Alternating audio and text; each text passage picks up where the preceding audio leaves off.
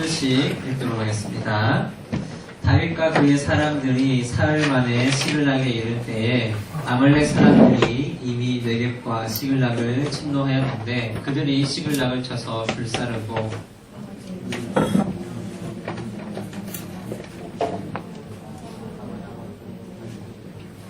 다윗과 그의 사람들이 성읍에 이르러 본즉 성읍이 불탔고 또 자기들의 아내와 자녀들이 사로잡혔는지라.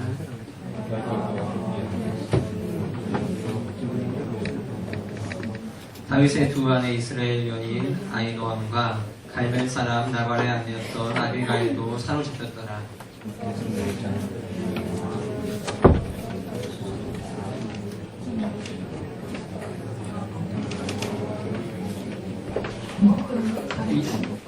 다윗이 아히멜렉의 아들 제사장 아비아달에게 이르되 원하건대 이곳을 내게로 가져오라. 아비아달이 이곳을 다윗에게로 가져가매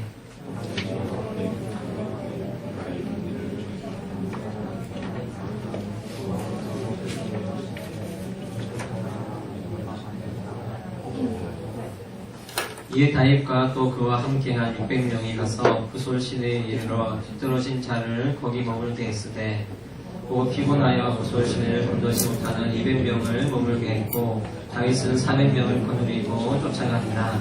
아멘. 자, 우리는 일상 속에서 상당히 많은 위험과 위기 속에서 살아가고 있어요. 그 사례를 너무나도 잘 보여주는 것이 바로 이 프로그램 다 알죠? 네, 위기 탈출 운동. 냉면을 자르지 않고 먹으면 죽을 수도 있고요.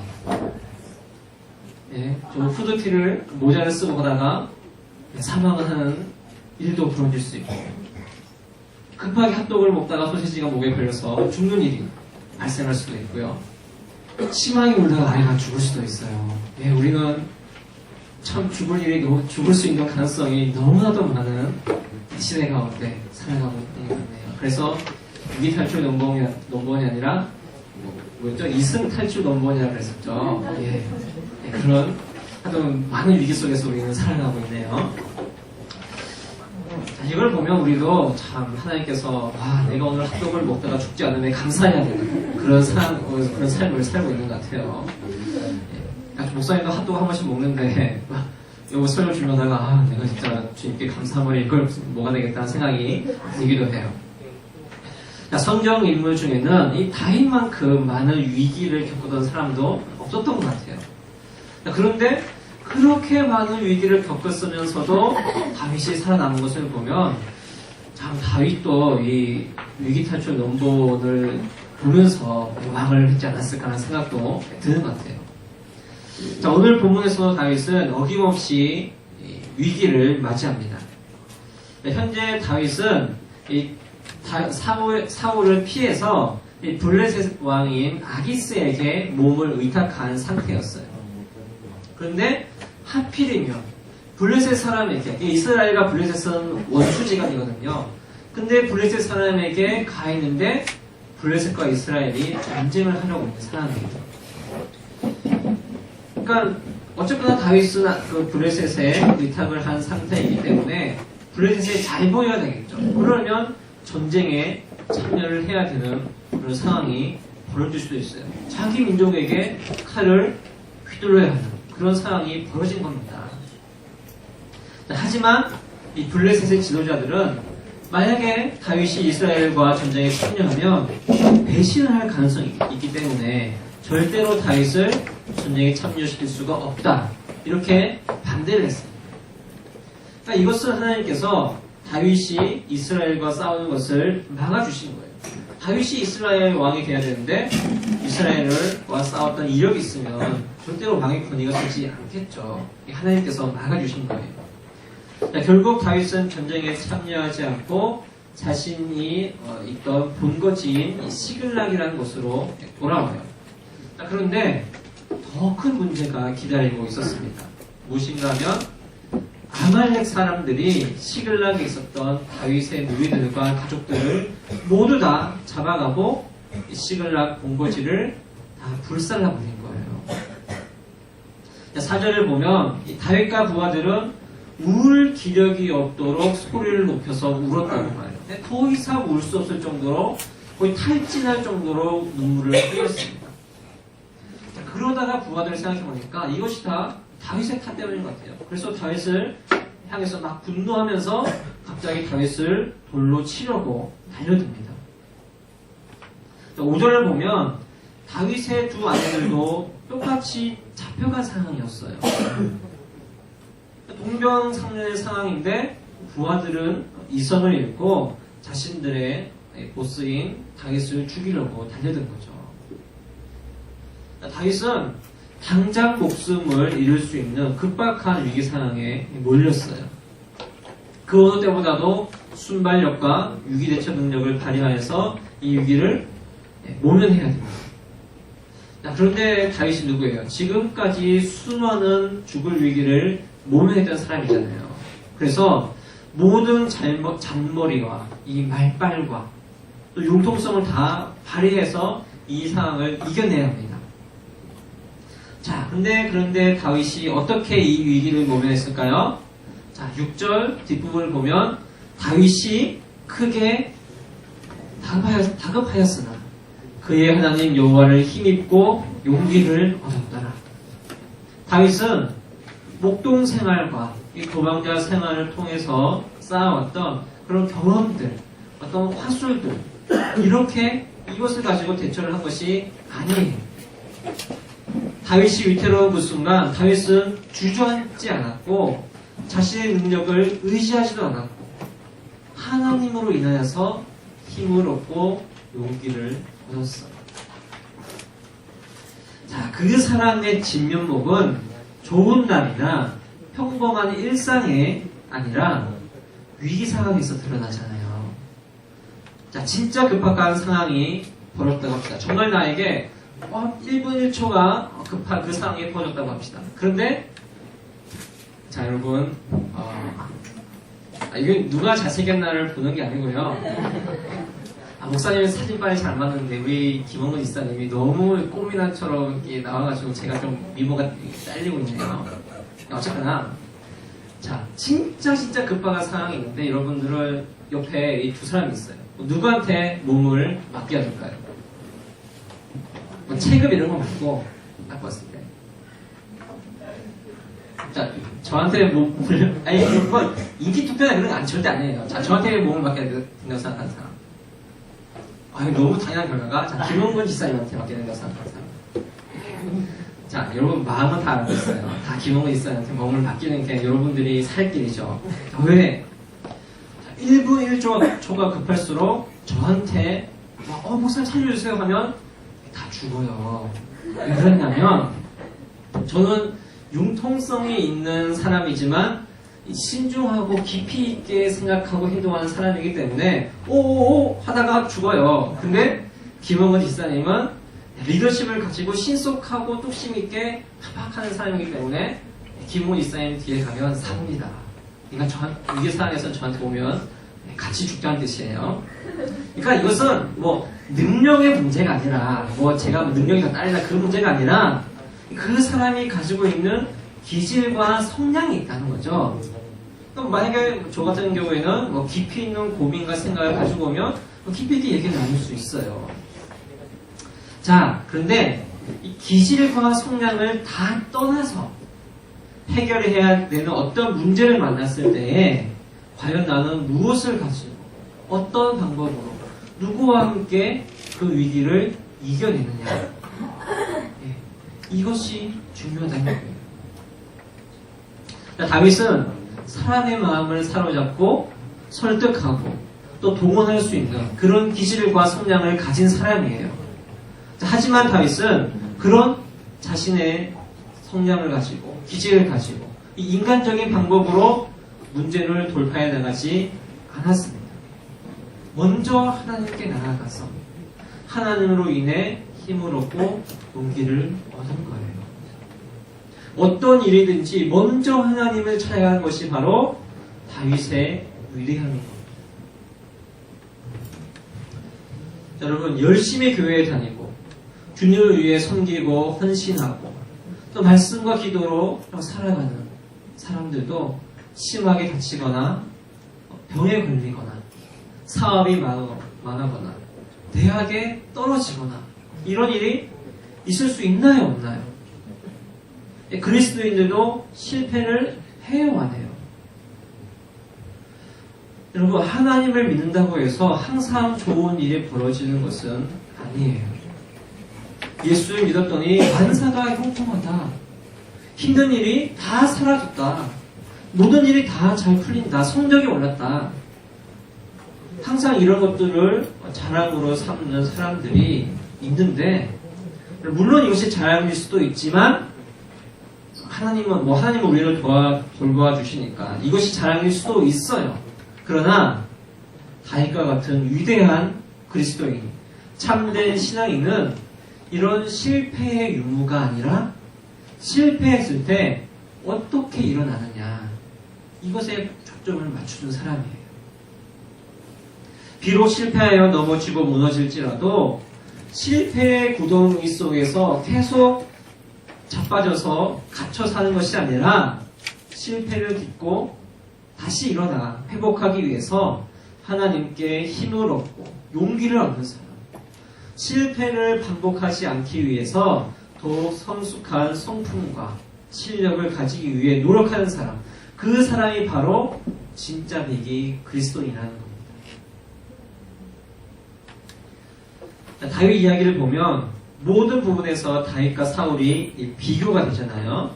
자, 오늘 본문 전에도 사울도 다윗처럼 큰 위기에 빠진 장면이 나와요.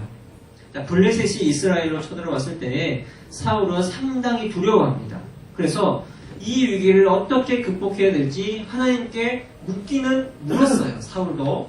자, 그런데 하나님께서 사울에게 대답을 하시지 않자 마음이 더욱더 다급해진 사울은 무당을 찾아갑니다. 무당. 자, 이것이 무슨 의미예요? 사울에게 하나님은 최종 결론이 아니란 뜻이에요. 대답을 해주시지 않으셨다면 대답을 해주실 때까지 하나님을 구해야 되잖아요. 기도해야 되잖아요. 매달려야 되는데 사울은 하나님이 아닌 무당을 찾아가서 무당을 결론으로 삼는 거예요. 하지만 다윗은 어땠나요? 하나님을 최종 결론으로 삼았어요. 무당을 결론으로 삼은 사울은 결국 전쟁에서 죽고 또 패배하여 죽음을 맞이했지만 하나님을 결론으로 삼은 다윗은 결국 왕위에 오르게 되었습니다. 하나님의 결론인 사람은 위기가 위기로 다가오지 않아요. 오히려 그 위기를 통하여서 잠자고 있던 영혼이 깨어나고 또 하나님을 신뢰하고 의지하는 믿음이 더욱 굳건해지는 기회로 삼습니다. 정말 내 삶에는 어떤 위기와 힘든 일이 없었으면 좋겠다. 이렇게 여러분 다 생각하죠. 누가 시련과 고통을 좋아하겠어요? 그러나 그리스도인들에게는 위기가 유익이 될 수 있어요. 하나님은 위기를 위기로 남겨놓으시는 것이 아니라 위기를 통해서 성숙과 은혜를 주시는 분이세요. 자, 만약 지금 여러분의 삶에 위기가 없고 평온한 삶이 이어진다면 저는 너무나도 잘 지내고 있어요. 저는 큰 어려움 없이 너무나도 행복한 삶을 살고 있어요. 이런 삶을 살아간다고 생각한다면 여러분의 믿음, 하나님과의 관계, 마음과 생각의 상태를 정말 심각하게 점검해 봐야 됩니다. 그리스도인들의 진짜 위기는 위기가 없는 삶이에요. 다른 것이 위기가 아니라 정말 내가 위기가 없이 편안하게 산다고 생각했을 때 정말 그것이 위기예요. 다윗이 하나님으로 인해 힘과 용기를 얻은 후에 무엇을 했나요? 자, 7절을 보면 다윗이 에봇을 가져오라고 하죠. 에봇은 제사장들이 입는 옷이었는데 그 안에 우림과 둠림이라는 것이 있었어요. 이것은 일종의 제비뽑기예요. 하나님의 뜻을 물어서 이 둘 중에 어떤 걸 해야 됩니까? 이렇게 하나님께 하나님의 뜻을 물어서 결정을 할 때 에봇을 사용했습니다. 자, 만약 여러분들의 가족이 갑자기 사라졌거나 납치를 당했어요. 그럼 어떻게 하겠어요? 내가 가족을 찾으러 가야 할지 말아야 할지. 자, 이것은 가족을 찾지 않는다. 자, 제비를 뽑아보자. 이렇게 하겠어요? 예, 정말 가족의 왼수가 아닌 이상 왼수라도 가족을 찾아 나섰잖아요. 그런데 지금의 다윗이 그 상황이잖아요.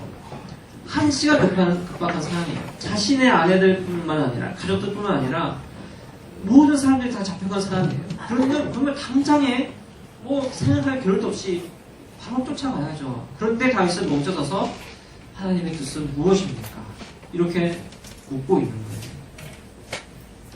너무나도 당연한 일일수록 하나님께 그분의 뜻과 마음을 구해야 한다는 거예요. 너무나도 뻔하고 상식적인 일일지라도 그것이 사람의 판단과 사람의 생각이라면 너무나도 당연하고 뻔하고 상식적인 일이 나를 실패하게 만들 수 있다는 겁니다. 현재 다윗 무리의 상태는 상당히 좋지 않았어요. 1절을 보면 애굽에서 사흘 길을 다녀서 왔다고 했고요. 아까도 말했었죠. 울 기력이 없을 정도로 울어서 거의 더 이상 눈물이 나지 않을 정도로 온 몸을 쏟아서 울었어요. 그러다 보니까 처음에는 600명이 추격을 시작했는데 그 중에서 200명이 탈진을 하여 쓰러졌습니다. 그런데 다윗은 200명을 그 자리에 쉬게 하고 400명만을 이끌고 다시 출발을 해요. 여러분들은 다윗의 이 결정을 어떻게 생각해요? 17절을 보면 다윗과 싸우다가 낙타를 타고 도망친 아말렉 사람만 400명. 도망친 사람만 400명이에요.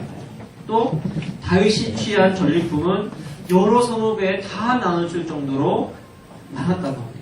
그러니까 그만큼 아말렉 군대의 규모가 상당히 많았다는 뜻이겠죠. 자, 이런 아말렉과 싸우기 위해서는 한 명의 군사라도 더 데려가야 될 거 아니에요. 그런데 다윗은 200명이나 쉬게 놔두고 400명만 데려갑니다. 전력의 3분의 1의 손실을 입고 3분의 2만 데려간 거예요. 도저히 말이 안 되는 상황인데 말이 되는 이유가 무엇인가요? 다윗이 하나님께 물었을 때 하나님이 무엇이라고 말씀하셨을까요? 8절 뒷부분을 보면 그를 쫓아가라. 너희가 반드시 따라잡고 도로 찾으리라. 다윗은 하나님의 이 약속을 믿었기 때문에 이 약속이 있었기 때문에 200명을 내려두고 400명을 데리고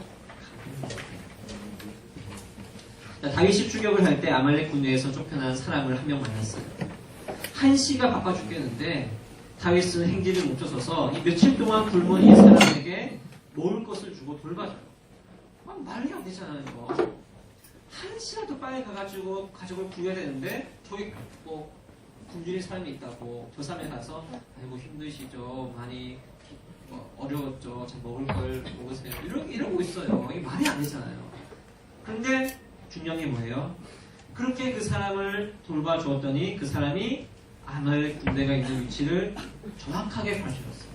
다윗은 시간을 벌 수 있었죠. 그리고 그곳으로 갔더니 아말렉 사람들이 승리에 도취돼서 모두 다 술을 먹고 완전히 다 빨로가 된 상태가 되었어요. 전투력 제로가 된 상태였죠. 그러니까 당연히 400명 가지고도 충분히 이길 수가 있었던 겁니다. 이것은 하나님께서 약속을 해주시고 우리가 그 약속에 그냥 따르기만 한다면, 순종하기만 한다면 그곳에 하나님의 능력이 있다는 것을 보여주는 장면입니다. 다윗에게 중요했던 것은 자기가 가지고 있던 어떤 실력, 숫자, 능력 그것이 아니라 하나님의 약속이었기 때문에 지쳐서 쓰러진 사람들을 일부러 데려갈 필요가 없었던 것입니다. 자, 여러분들에게는 하나님께 받은 약속이 있나요? 여러분들이 믿고 의지하고 순종하고 있는 하나님의 약속은 무엇인가요?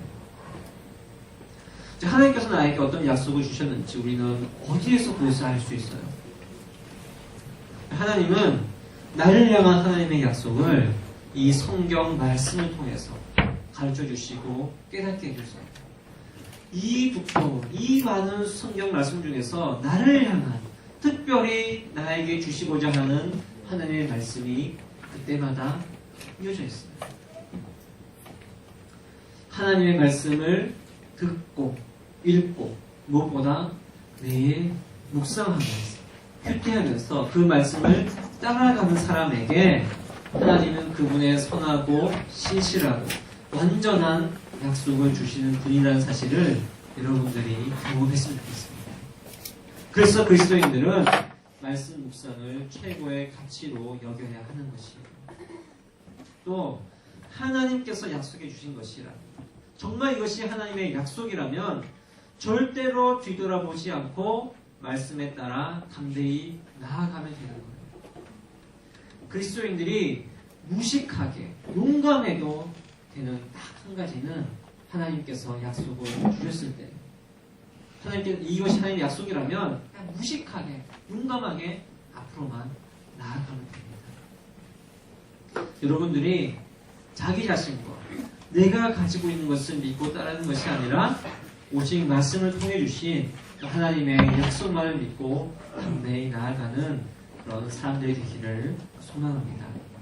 우리 고등부가 실패하고 낙담했을 때에 하나님께 힘을 얻고 용기를 얻는 그런 사람들, 그래서 다시 하나님으로 인하여서 일어서는 사람들, 또 실패를 딛고 성숙하기 위해 노력하고 당연한 것일수록 하나님의 뜻을 묻는 그런 사람들, 또 하나님의 약속을 믿고 담대하게 나아가는 그런 고등부, 우리 공동체가 되기를 주님의 이름으로 축복합니다.